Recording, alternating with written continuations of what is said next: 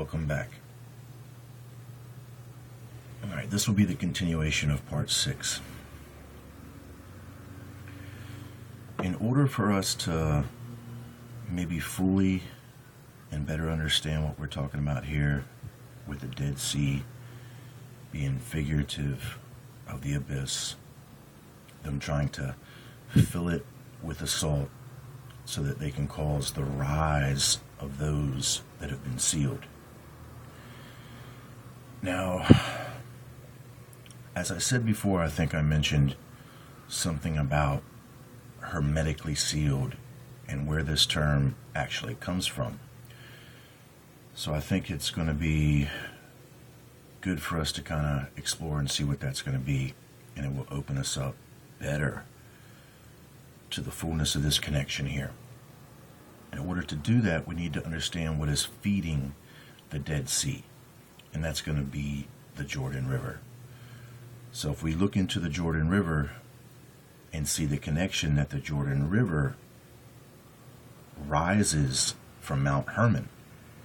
Mount Hermon will be the place recorded in ancient times, various records, one being the Book of Enoch, that this is where the sons of God originally descended upon. They descended upon Mount Hermon.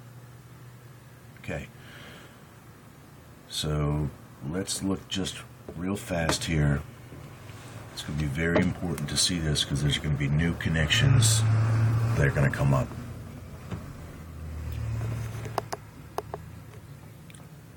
Jordan River, Yardan, place meaning the descender, river forming geographical divisions separating eastern and western tribes of Israel. It is the longest and most important river of Palestine. It rises from the foot of Mount Hermon and flows into the Dead Sea. Something else very, very important to retain. 4 sources come together to form the Jordan River. It will be these names here, and I'm not going to attempt to pronounce. They all arise at the foothills of Mount Hermon. Alright, so at this point, you can see that the Jordan River has the name Dan in it. And if we return to our map here in just a moment, I'll show you the significance. And that is, just as we see here on the map, it's in the region of Dan, this Mount Hermon, and in this beginning of the flowing of the Jordan River into this location, the Dead Sea. Now that's going to be super, super important. So at this point, you know that Jordan means Yardan. It means the place of descent, which is in perfect accord with Mount Hermon being the actual recorded location where the sons of God originally came unto. Now the name Hermon, as I said, brings us back to the Hermetic seal.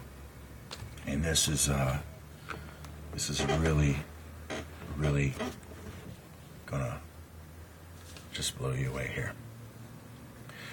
So Mount Hermon, the root word for this Hermetic sealing, is going to be associated with those that were sealed that came from Mount Hermon.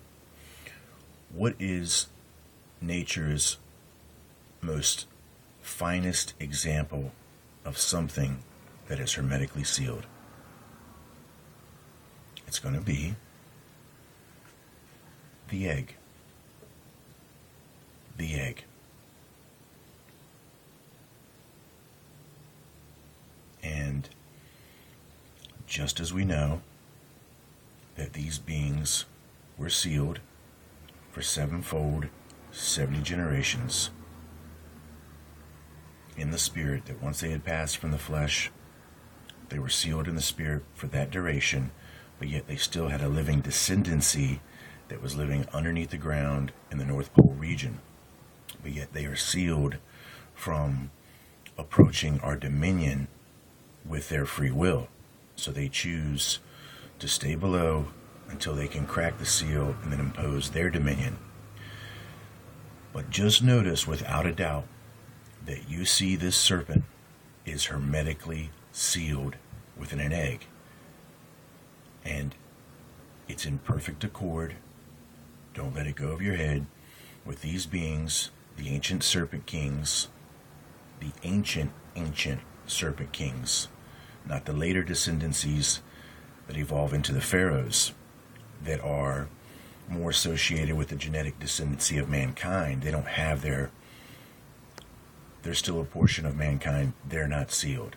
And that was a part of the Elite race that they needed to produce that could walk among us, but yet still seek to control us and then perform this great work to break this hermetic sealing. So as you see, what breaks the hermetic sealing? It's that distortion. And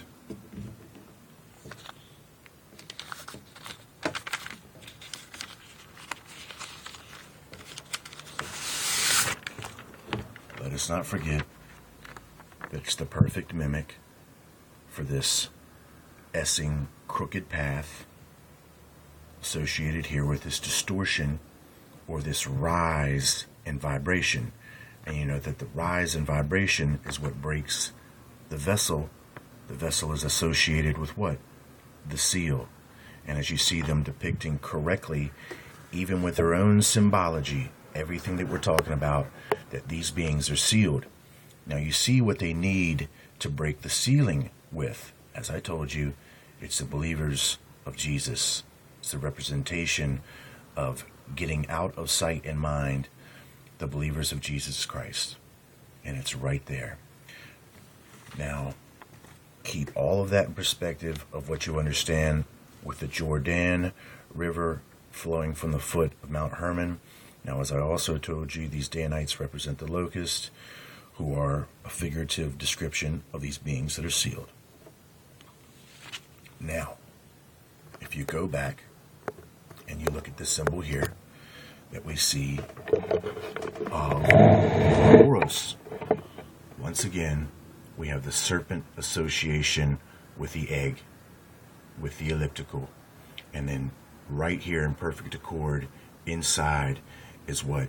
The sixth seal, even being associated with an image of a Judean king. If you remember correctly, these Judean kings, being represented by Solomon, are associated with the pursuit of this wisdom. It says here, and what exactly was its advantage when ingested by the ancient kings of the House of Gold in Mesopotamia originally, then Egypt, and finally later on in Judea? These Judean kings also had fallen, and the best representation of these Judean kings that you could imagine that had fallen to this supposed wisdom of Baphomet associated with the sacred feminine would be Solomon. And that is why you see this big hoopla over Solomon's temple, the architecture, the symbology, the coded mysticism that's within it. It's all about bringing together these two columns represented as Jachin and Boaz. In other words, beauty and the beast. Of course, Boaz, the serpent, represents the beast. It represents the serpent kings. And then Jachin represents beauty. It represents the daughters of men. And then we'll talk about that a little further. But at this point, let's get some biblical clarification for what we just read from that other source about these Judean kings that were all about these cakes, this bread, this manna that they were preparing and making unto the Queen of Heaven. It says here, this is going to be Jeremiah chapter 7, and we're going to start reading at verse 17.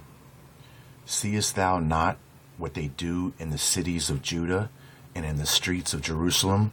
The children gather wood, and the fathers kindle the fire, and the women knead their dough to make cakes. That's those bread cakes. That's the manna.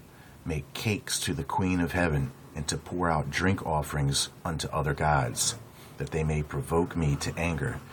Now this Queen of Heaven that you see the children of Judah are associated with, but it's the children of Judah that are following this wisdom doctrine of these Judean kings. And we see that it's all associated with the doctrines or the influence of the Queen of Heaven, that we know that the Hebrew term for Ishtar is Ashtar or Ashtoreth. So this Queen of Heaven is none other than the Mesopotamian Ishtar, the Egyptian Hathor, or the Hebrew Ashtoreth.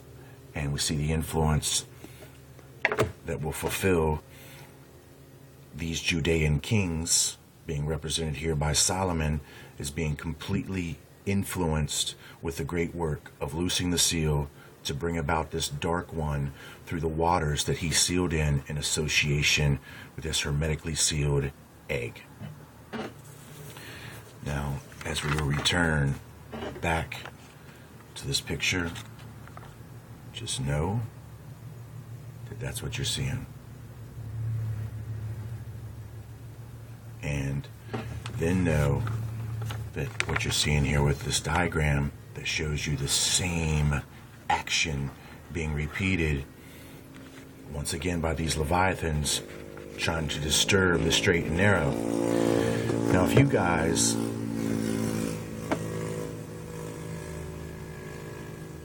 guys don't remember what this diagram comes from, it comes from our natural world. It's describing the action of the sun against the ecliptic. It's the ingress of the sun along the ecliptic. This is the actual path of the sun. This is the highest point, the summer solstice. This is the lowest point, the winter solstice.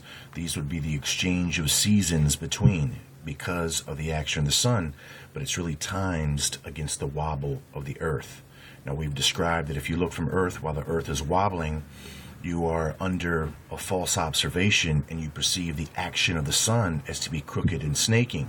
Well, this represents the illusion of Enki, who is trying to represent himself as the sun, but you see that his illusion as the crooked serpent against the trueness of the straight and narrow path is what the sun itself is actually trotting. That would represent the creator of the system, Jesus Christ. That's how we understand and have come up with this understanding of the hot and the cold, of which Jesus Christ was warning about, that if you're both simultaneously like the Leviathan, you're now lukewarm. All right. So as you can see, everything is fulfilling itself, just like we're describing. The distortion to crack and bust the egg, as we know that they're trying to do it against this portion here.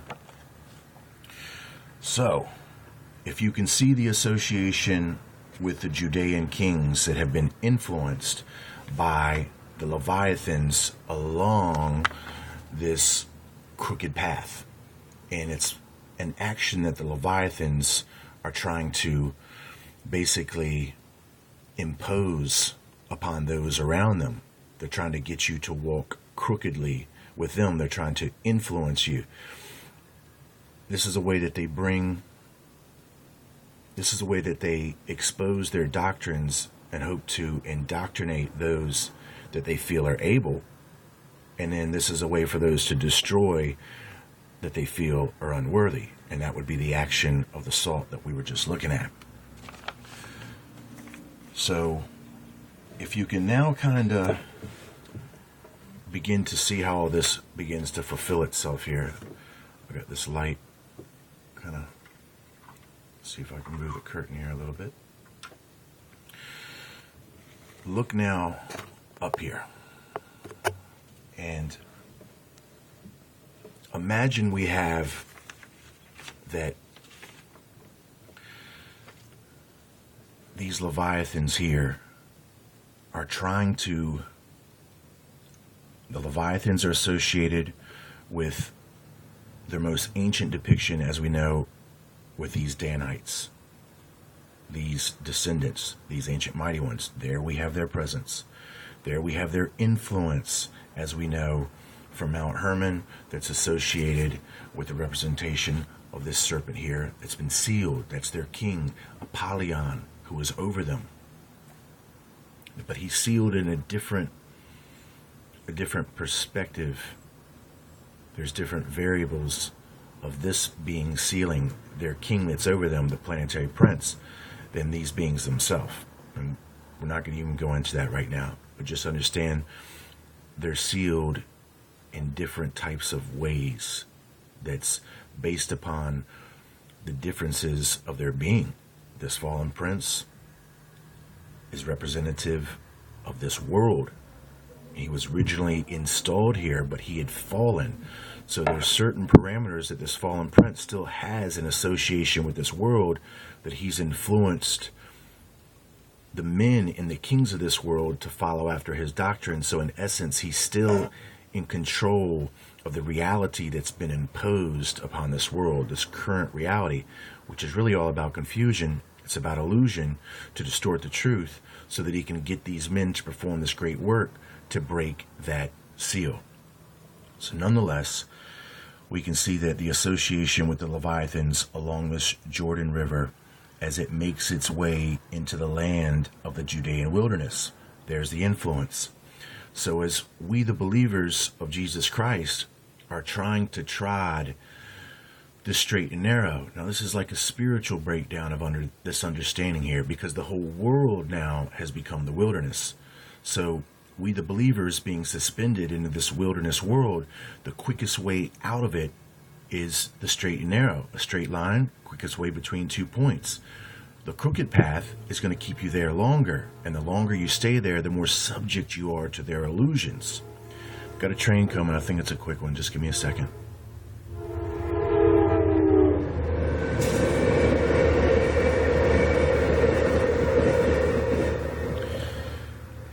So in this vision here, as we see it begins to pan out here, the Leviathans are trying to lead those with their doctrines, basically their doctrines from the pit of hell, their doctrines from the serpent.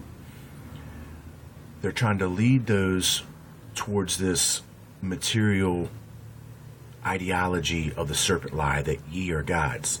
And if you would follow the path, the understanding that we saw of the Judean wilderness, it eventually leads into this direction here. Well, if we follow this direction further, we see that it leads directly into the mouth of the serpent. It leads directly to this temple in Hathor, where they were producing this dust that these serpents and these ancient serpent kings were ingesting for their supposed divinity attainment. All a part of this doctrine of the serpent, of which you see now that they're fully enveloped in the serpent's mouth at this location as they're being led to this indoctrination. Now, we know that that's these kings of Judea, and of course the house of Israel, the northern tribe that's associated with Ephraim through the descendants of Jacob that have come out of Egypt themselves and have really never left. But as we begin to now talk about the believers that are not being led into this direction, or cannot be led into this direction of the serpent's mouth, then these believers are seen as unworthy. They're undesirable. They're considered the Gentiles because they cannot expose them to the doctrines of their gods. They're seen as unworthy. So this is where we get the reference to the sacrifices that have taken place as the means to be the loosing of the seal. If you see it in perspective of how we saw the Dead Sea, and then we saw the reference to the believers that was going to be in Matthew chapter 5, verse 13, and we know that the Dead Sea is 1,300 feet deep. All of this is interrelated. You're the salt of the earth, but if the salt have lost his savor, wherewith shall it be salted? This is thenceforth good for nothing, but to be cast out and to be trodden under foot of men. So, if they can get you to fall along this crooked path, if you are a believer in essence, you see yourself being cast into the pit. You're being at least taught by the church that that's what's happened to you. You're cast into hell. Well, the reference with this hell is in association with the abyss. And we know that Enki is Lord of the abyss, or Lord of the Apsu, which represents these dead waters, not these living waters. Just as you see this symbolic association with the Dead Sea, right up against the Judean wilderness, which begins to fulfill perfectly this chart of the Judean wilderness, the straight and narrow, but the crooked path. So if they can begin to get you to lose your belief in the Savior, the creator of all that is, then in essence you are being casted into this Dead Sea. Now, by reason of why they want to cast you into this Dead Sea is because that's what they themselves are bound in. Just as you see here, this hermetically sealed water. Now, what do we read about the Dead Sea? That it has no outlet for the water to flow. That there is no true escape for the Dead Sea. Just as we read in our book here. Let's see if we can check that out, because it's important. The Dead Sea has no natural outlet for itself to escape.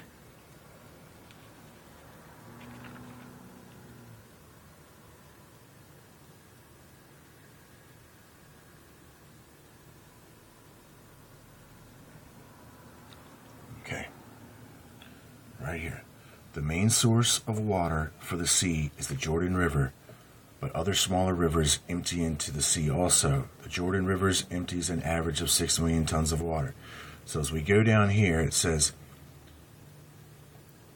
despite this and the fact that the sea has no outlet, this hermetically sealed egg has no outlet. So it needs to cause a rise.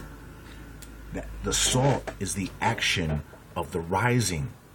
The salt is the action of the rising, and yet they're trying to rise these beings, as you know, through the water line. This represents the straight and narrow, calm water line. They're trying to distort the sea, as you see in reference now to the Dead Sea. And I really, really, really, really hope that all of y'all guys can understand that. So now, if they can cast enough of these believers into this Dead Sea, we would have to, in essence, turn to Isaiah chapter 34. Just for a moment here.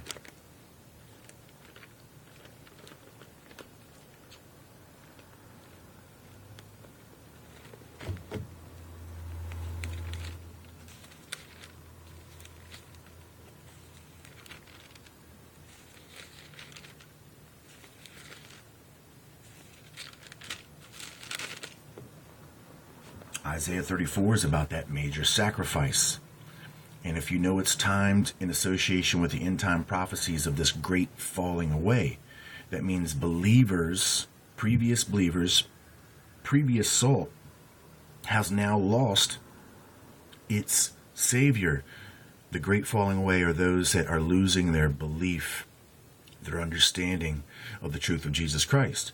That's partly because the histories of Jesus Christ has been clouded by traditional interpretation. So most of these minds are tradition bound. They're bound by the interpretational limit of the men before them that did not see into the distance correctly, because they're too influenced by the doctrines of these supposed learned men that have created a Bible before your eyes that is supposedly infallible. It's only infallible when you're able to correctly divide the word upon the living word of the waterline, Jesus Christ. That's when you can begin to find this water throughout the desert and be led through the wilderness, even of the Bible, through the valley of the shadow of death, and find that truth and hear the voice of the true shepherd, and then therefore you will be led through the darkness correctly. And at the same time, you will maintain that love, you will maintain that dignity, you will maintain that brotherhood, that true sign of a growing awareness of divinity that's being shown by the living fruits of your service to others, just as we see Jesus Christ displayed in the life that he lived, which is the actual life that truly judged these beings, who, when they became in the flesh as these sons of God, they fell to the corruptions of the flesh. Jesus Christ plainly showed by entering to the flesh that he was incorruptible.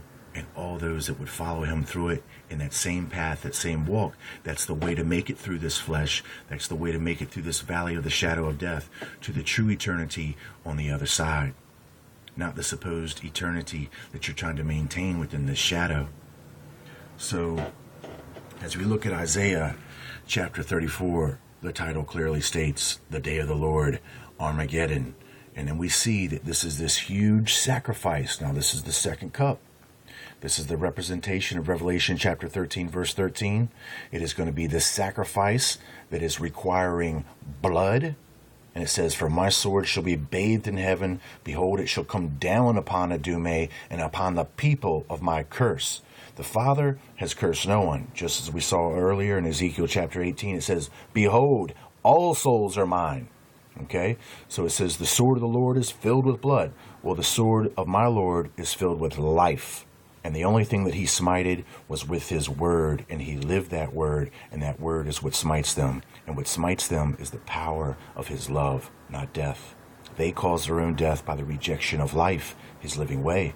The sword of the Lord is filled with blood. It is made fat with fatness, and with the blood of lambs and goats, with the fat of the kidneys of rams, for the Lord hath a sacrifice in Basra, and a great slaughter in the land of Idumea.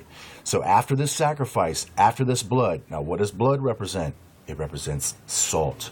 After this sacrifice, the blood, the salt that they need, then can the unicorn shall come down with them, and the bullocks with the bulls, and their land shall be soaked with blood, their land shall be soaked with salt, and their dust made fat with fatness. Their dust, Their dust, right? So, of course, the serpent is trying to eat this dust, but in order to bring this dust to what he wants it to be savory, he's going to add a little salt. He's going to try to add a salt of the true believers by destroying them. And once these believers are destroyed, that's in the essence when their Savior or their Savor has been lost. Now, as you absorb for a moment here, you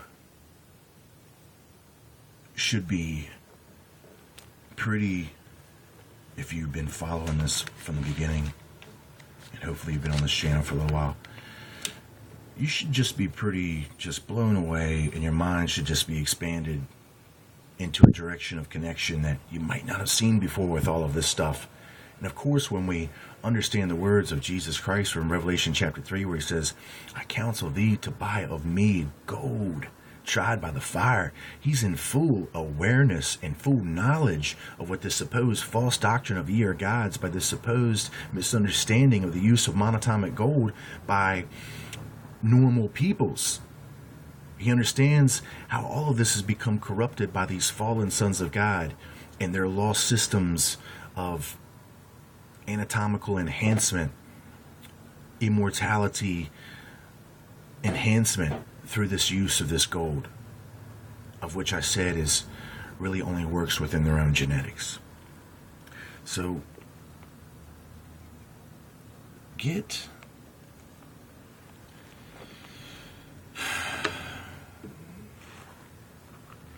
me show you something here now. Now I want to show you how dynamic this is. How dynamic this really is here. Return to the verse. Now think about it. Verse 13. All associated with the sacrifice that we saw of Revelation chapter 13, verse 13, which is the fire from the sky. That sacrifice is the very same thing that we saw in Isaiah chapter 34, which is to bring about this blood that represents the salt that you saw now. Salt represents sacrifice, and the salt is being used to rise something out of this Dead Sea, out of this abyss, just like you see now. What's truly being risen is a representation of these ancient serpent kings and the very serpent himself by breaking this hermetic seal. So here's the portion of the dynamo now. All right, where we can take this further to a higher spiritual understanding. He says, ye are the salt of the earth. But if the salt have lost his Savior, wherewith shall it be salted? It is therefore good for nothing but to be cast out and to be trodden under the foot of men. He's calling discipleship, these disciples, these chosen ones, as the salt of the earth. These firm believers, these ones that have been close to God and even by spirit been represented as being in the presence of God, the manifestation of the living word of the Father in the presence of Jesus Christ. So if this true discipleship, these chosen ones that have been in the presence of God, are being called the salt of the earth, well, we got to understand that that expands to all discipleship. Who were the original disciples that the serpent originally would absolutely need to corrupt first to begin his plan, because he needs to create this Elite race? He's actually unable to impose his will in the physical domains because these domains have been given to men, just like we saw by the Most Highs, that the Most Highs have the Most Highs have the power to give the kingdoms of men to whoever they choose. And in Genesis we saw that the dominion was given to mankind. So if the serpent was trying to usurp the dominion of mankind, the first key is to create a descendancy of mankind that has been clouded and polluted with these genetics. That's where the sons of God come in. They are integral. They have to be corrupted. And they are corrupted through the portal of the flesh, their weakness of the flesh, by this doctrine of the Ishtar sacred feminine, which begins to prey on the weakest part of them that they are now, because they're in the flesh realm. They fall to the lust of the flesh that they see. They tried to get Jesus Christ to fall to the very same lust of the flesh also, but he maintained triumphancy over it. So these sons of God, I'm trying to tell you, are the original salt, the original discipleship that was actually in the presence of God. These are the forms of the most powerful salt. And as you now see, this salt has become good for nothing, and it's become trodden underfoot, just like we saw in Genesis that describes now these serpents, because of something that they've done. Well, one of the things they did was they took unto themselves the daughters of men. But the other thing that they did was that they rejected their first estate, their original covenant with what they came here for, was to promote the truth of the Father and the soon coming Son upon this world, the representation of the Creator Son, who became known as Jesus Christ. They abandoned that. So they lost their Savior as well. And they have become good for nothing. They were to be sprinkled upon nothing. So that means that they were being sealed. And just like the serpent was to go upon the ground, and as we know, that's underneath our feet, we know that these serpent kings are the representation of the first salt, the most powerful salt that was being used to add to this Dead Sea to begin the rising process of this Leviathan himself. And that would be the action of the powerful salt, these ancient mighty ones, the sons of God. So they're the first salt that becomes trickling down as the first source of the Dead Sea. Now that this action has become polluted, these other polluted ones, the Leviathans that are now born into the generations of men through this descendancy that are still walking among us, they try to create this distortion action to get others of the believers within the Judean wilderness to lose their Savior and to be deposited as salt within the sea to continue the rising process. As we know that this being and these beings are recorded as being bound within the sea represents the Apsu, or the abyss. And of course it represents the dead word. All of this is right there. So Jesus Christ's words are a complete dynamo because he's always speaking to the fullness of his children at once. His mind has the ability to see all. So we see that it encompasses the original sons of God that have truly lost their Savior, and they have become good for nothing. Therefore, they are cast out and they are sealed.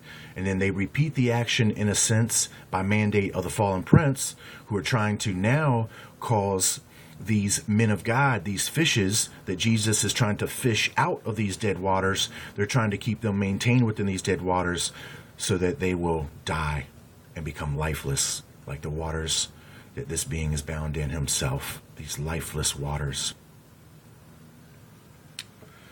Now, I want you to see something more blow your mind stuff here. Let's don't forget that we saw this action of the bringing together of these divergent polarities. We see the womb represents the female inverted triangle.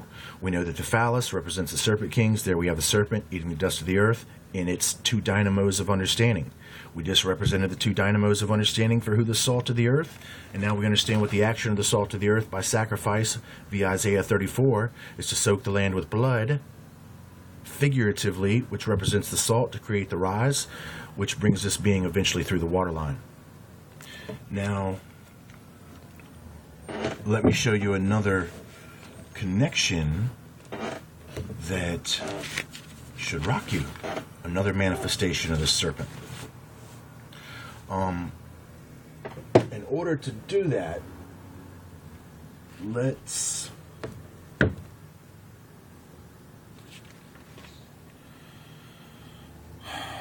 give me 1 second, please.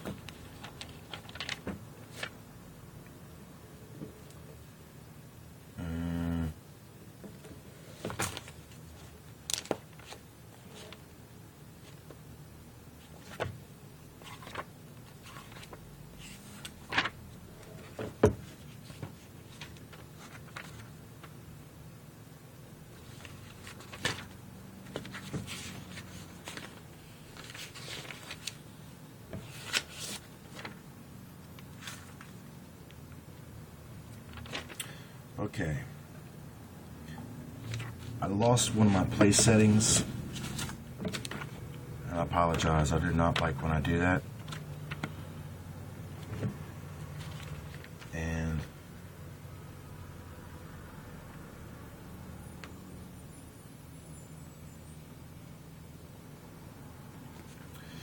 but I'll just tell it to you because it's the way that it is. All right. We've got, now we see this influence of the Jordan River. The Jordan River has four main sources that all originate at the foothills of Mount Hermon. So begin to see this influence of this false doctrine being symbolically displayed with being fed by this four. Being fed by four rivers. The rivers, in a sense, flowing represent the flow of knowledge.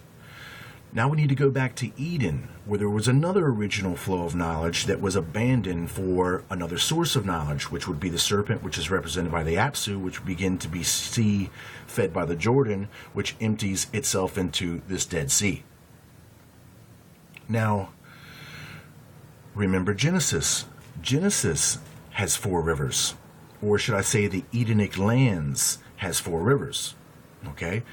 We have four rivers associated with an original influence from the Eden that was abandoned, and we'll call that original influence the good. And then we see that it was abandoned for this knowledge of evil, which now is going to represent these four rivers that are being fed by these four tributaries creating the Jordan from Mount Hermon. All right? Now we see the 44.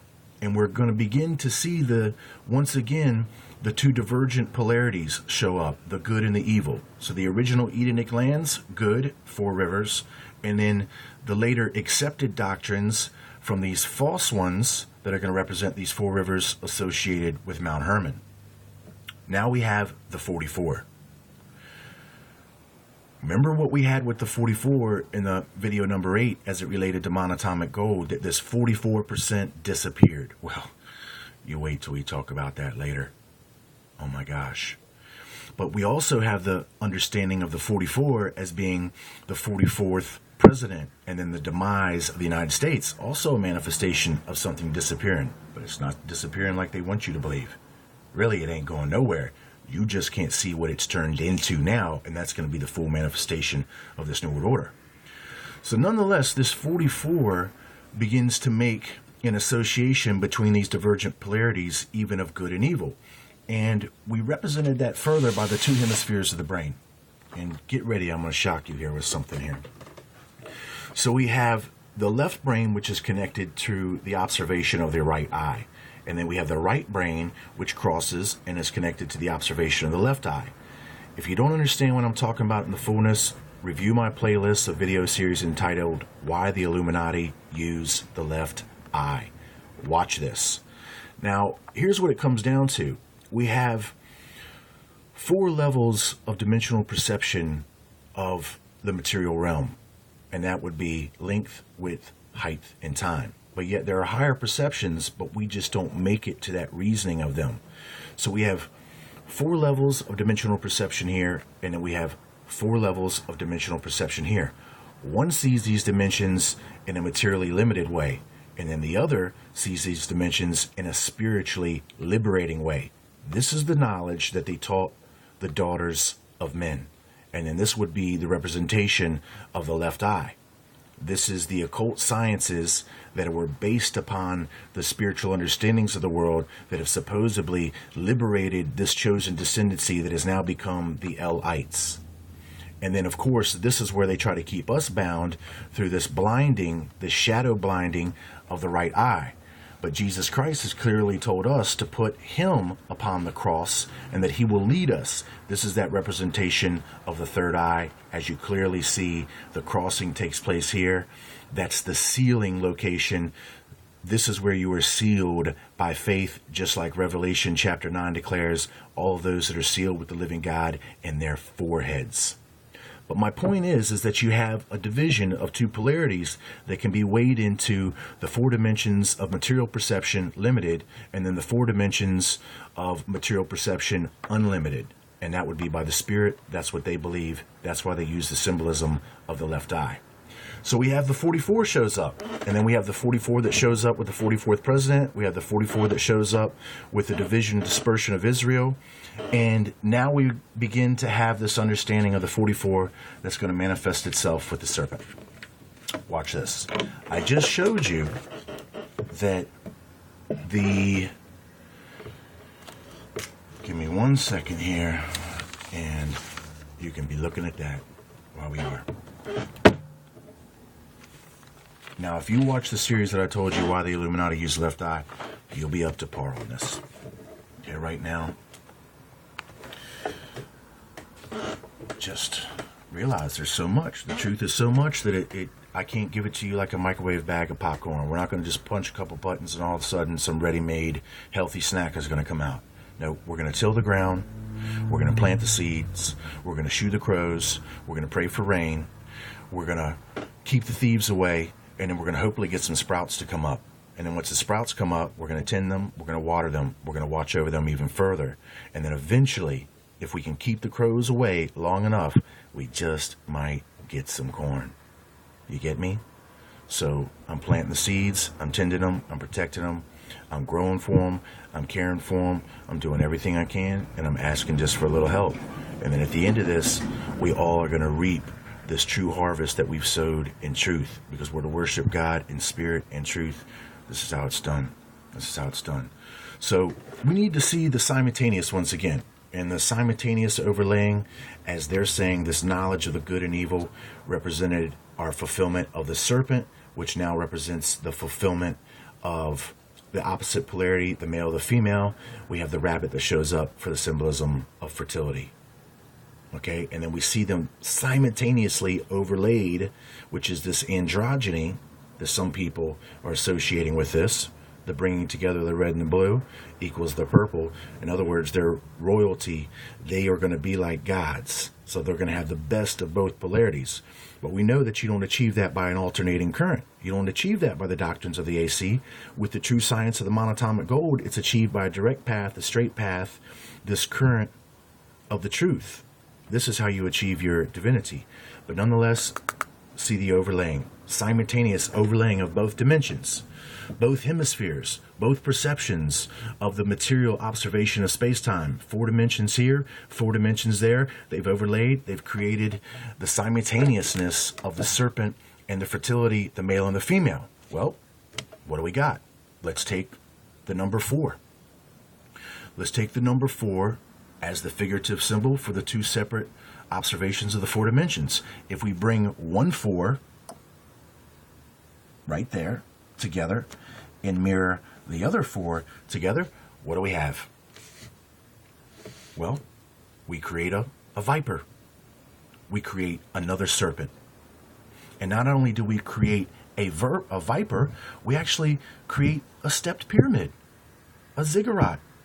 And then this is known as what? The path to ascension, as all pyramids are associated with.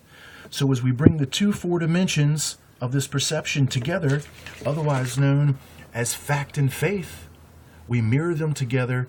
And I haven't even explained how this equals 19.5 with the 2 F's mirrored, which begin to create the framing square, the 90-degree angle, the 4 corners, the 4 winds, and then this geometry here of this lower end sign is of 19.5 if we were to equate it to the geometry of the Earth.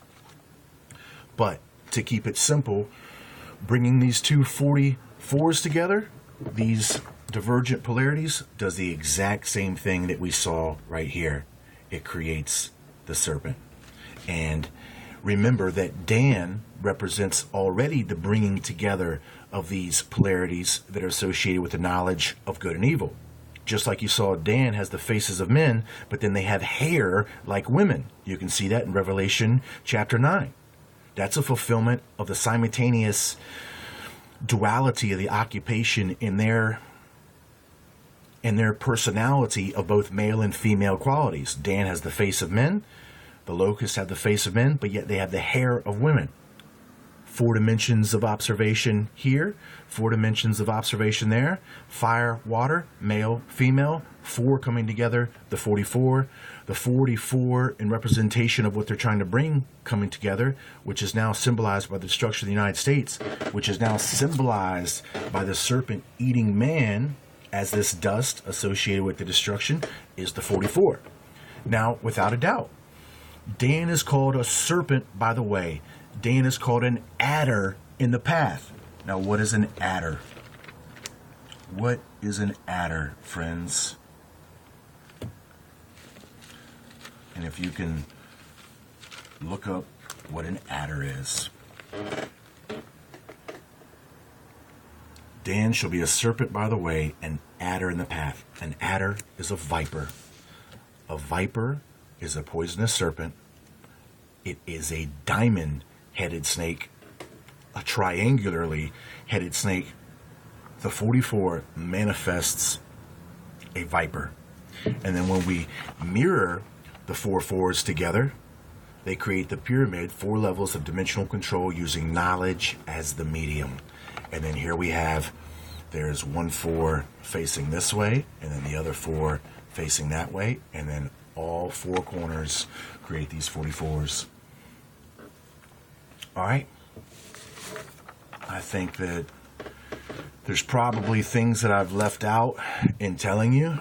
I think one of the most astounding things here is we've associated this hermetic sealing in perfect accord with the Bible and breaking the seal, its root from Mount Hermon, the connection to these diagrams on the map, also the association of our walk through this Judean wilderness as we battle these Leviathans and all of their figurative images and manifestations, and we try to stay this waterline without being thrown into the sea of the abyss to turn in some sort of sacrifice of salt to rise this being. I'll be back.